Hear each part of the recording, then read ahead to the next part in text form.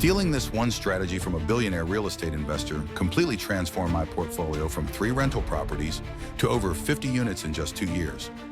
I was sitting in a coffee shop, drowning in spreadsheets, trying to figure out how to scale beyond my measly 3 properties. The cash flow was decent, but I was stuck in what I call the small investor trap. Then I overheard 2 guys talking about something called value-add cycling. Turns out, instead of buying and holding forever, you buy distressed properties, force appreciation through strategic improvements, then refinance and repeat. But here's the secret sauce everyone misses.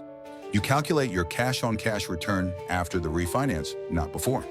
My first value-add my deal was a duplex for $80,000.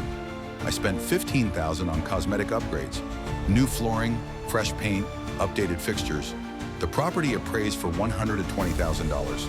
I refinanced at 80% loan-to-value, pulled out $96,000 and kept both units cash flowing at $400 each monthly.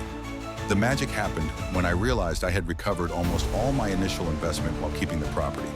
That money immediately went into the next deal, then the next. Most investors think real estate is about finding great deals. Wrong. It's about finding great deals you can systematically improve and refinance.